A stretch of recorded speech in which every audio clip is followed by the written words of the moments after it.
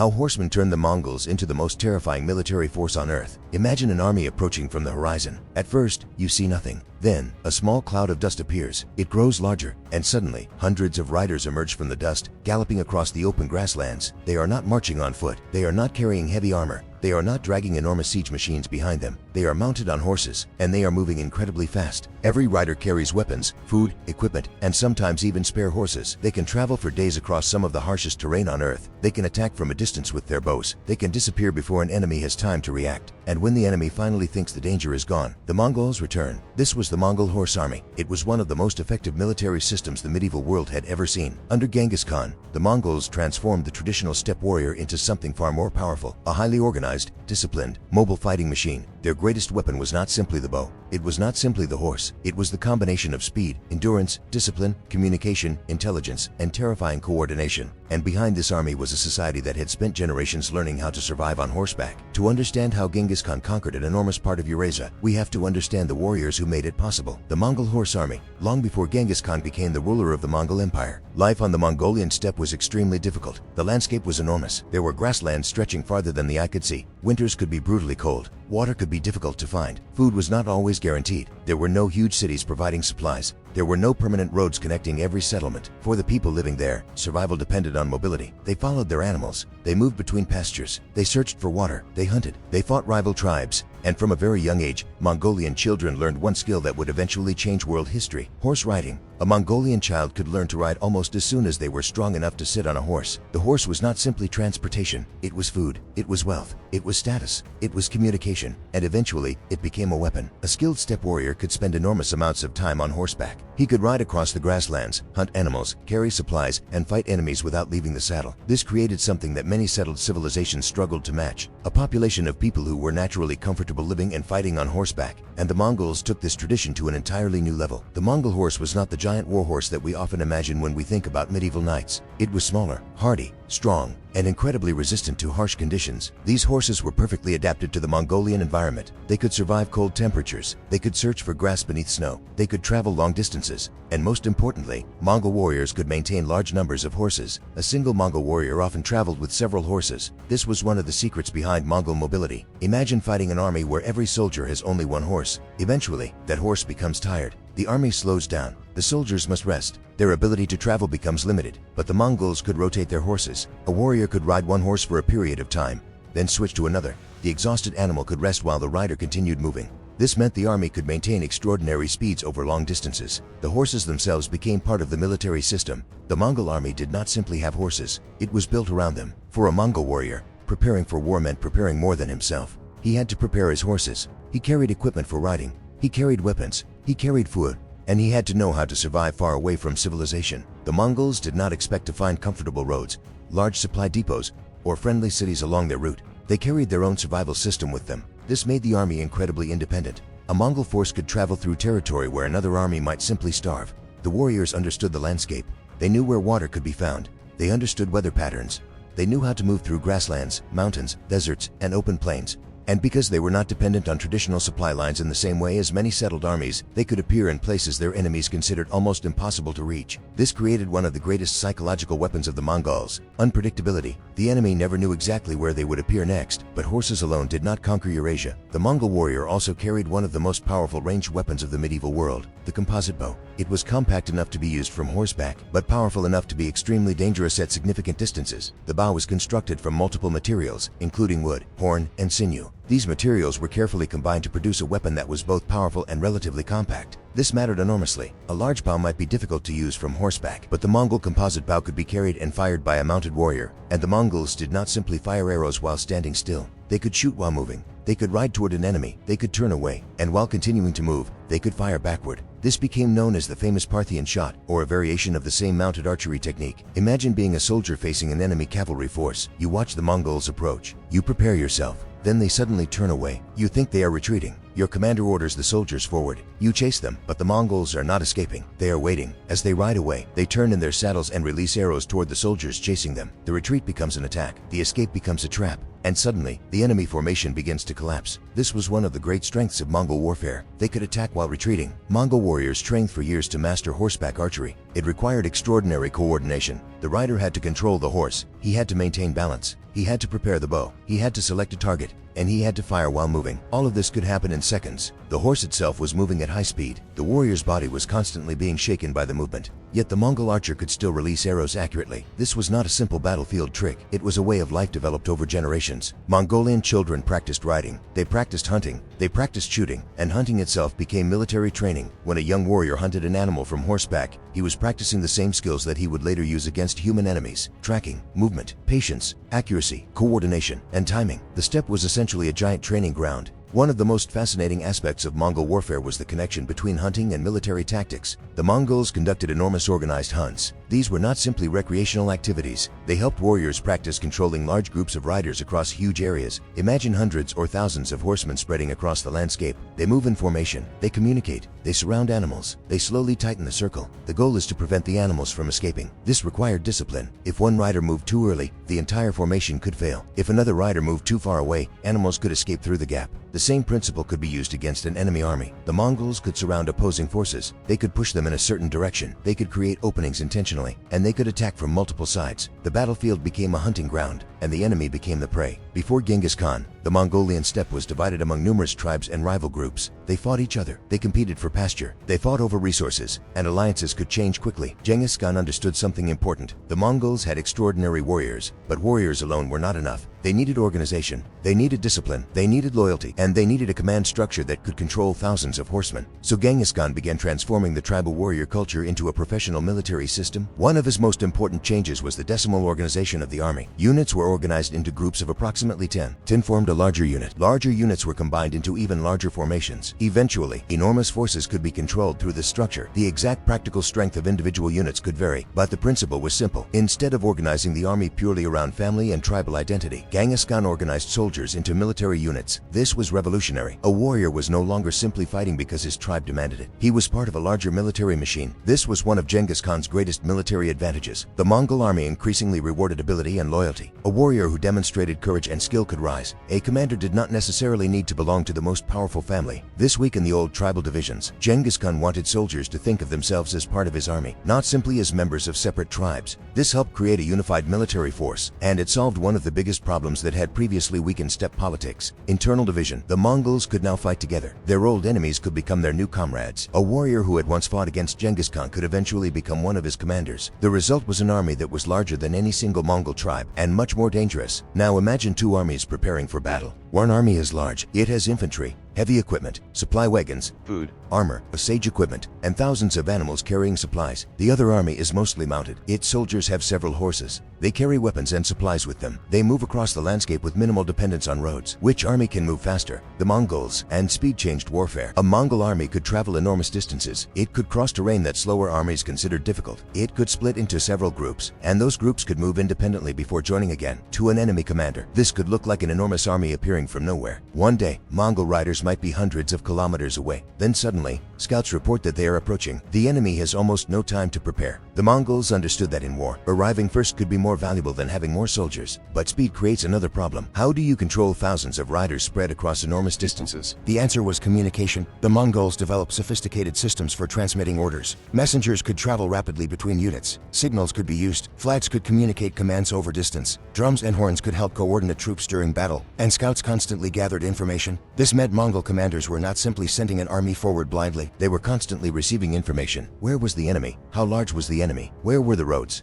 Where was water? Which direction could the army move? Where could an ambush be organized? Information became another weapon. Before the main Mongol army arrived, scouts often moved ahead. They watched, they listened, they studied. They searched for enemy forces. They observed terrain. They gathered information about settlements. This meant the Mongols often knew much more about their enemy than the enemy knew about them. Imagine being a medieval king. You know that a Mongol army is somewhere in the region, but you do not know exactly where. You send scouts. They return with reports. The Mongols are already moving. You send another group. Still nothing. Then suddenly, Mongol riders appear on your flank. The army had not simply moved faster. It had seen you before you saw it. One of the most famous Mongol tactics was the feigned retreat, and it could be devastating. The Mongols would attack, then suddenly withdraw. The enemy might believe the Mongols were losing. Their commander might see an opportunity. He orders his troops to pursue. The enemy formation begins moving forward. Discipline weakens. Units become separated. Soldiers become exhausted. The Mongols continue retreating. Then, at the right moment, they turn. Fresh Mongol units appear. The pursuing army suddenly realizes something terrible. The retreat was a trap. The Mongols were never running away. They were pulling the enemy exactly where they wanted them. Once the enemy formation was broken, the Mongols could attack from multiple directions. What had begun as a pursuit became a massacre. The Mongols also used their mobility to surround enemy forces, but they did not always rush directly to the center. Instead, mounted archers could attack from different directions. They could move around the enemy, fire arrows, withdraw, return, attack another side. This forced the enemy to constantly turn. A formation that had been organized a few minutes earlier could become confused. Soldiers became exhausted, commanders lost control, horses became frightened,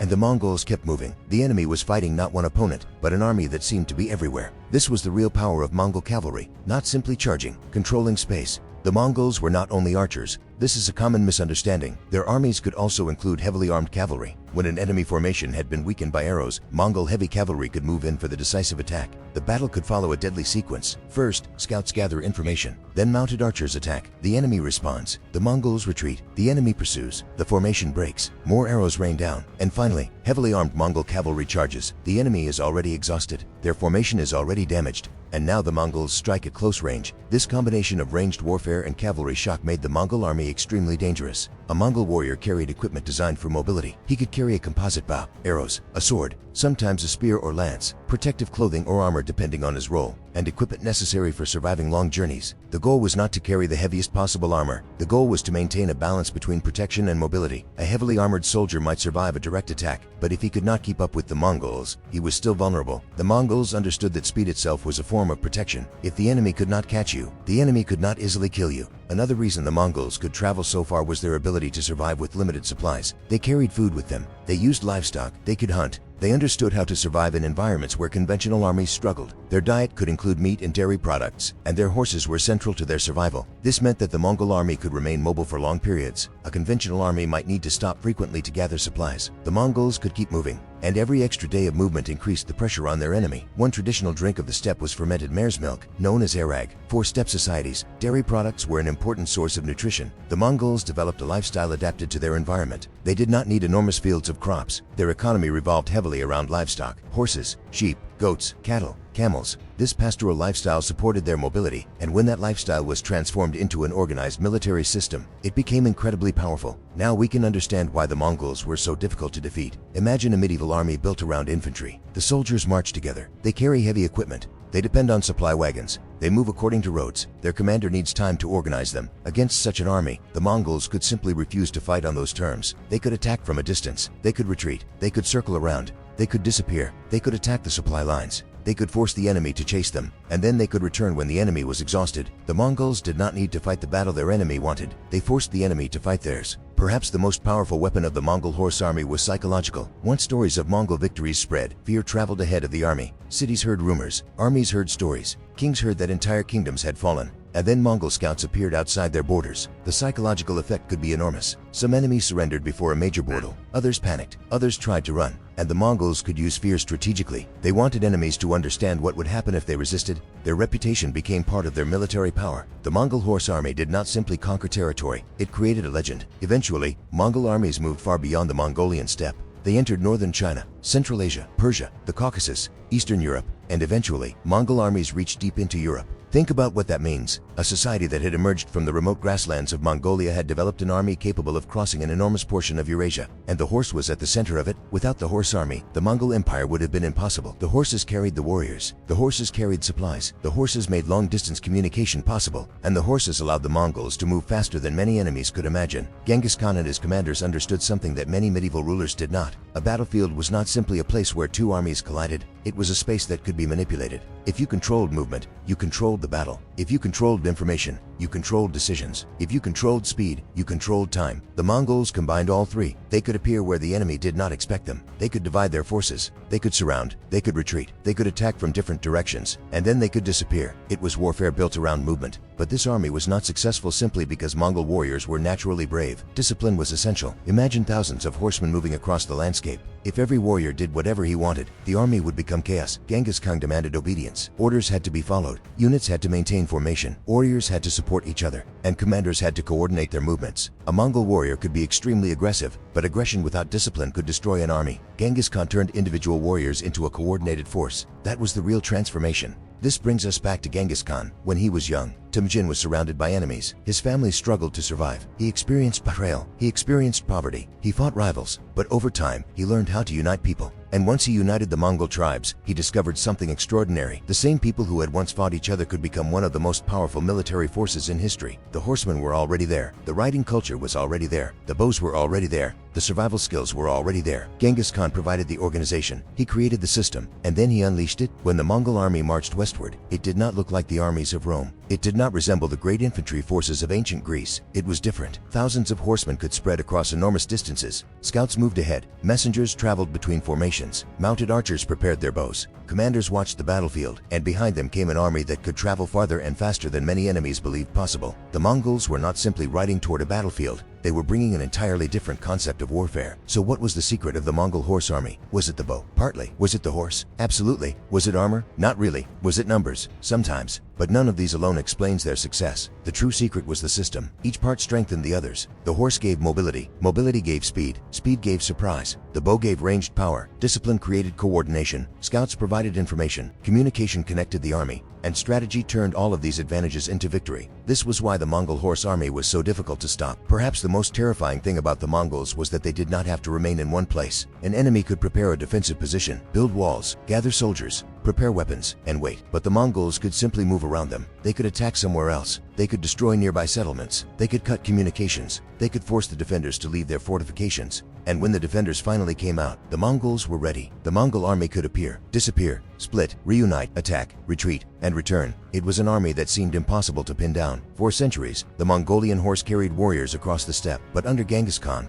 the horse became something more. It became the engine of an empire. Every conquest depended on movement. Every messenger depended on movement. Every scout depended on movement. Every attack depended on movement. The Mongol Empire was built at the speed of a horse, and that speed carried it farther than almost anyone could have imagined. From the grasslands of Mongolia, to the cities of China, to the deserts of Central Asia, to Persia, to the lands of Russia, and toward the heart of Europe. By the middle of the 13th century, the Mongols had become one of the most feared military powers in Eurasia. Their enemies had learned a terrible lesson. You could build walls, you could gather soldiers, you could hide behind fortifications, but the Mongols could wait. They could surround you. They could cut your communications. They could attack your allies. They could destroy your countryside. And when you finally came out, the horsemen would be waiting. The sound of hooves became a symbol of approaching disaster. For many people across Eurasia, the Mongols seemed almost unstoppable. But even the greatest military machine in history has weaknesses. The Mongol army could conquer enormous territories, but conquering territory was one thing. Holding it was another. And eventually, the very size of the empire would create new problems. The Mongols did not begin with the largest cities. They did not begin with the richest farmland. They did not begin with enormous armies. They began with the steppe,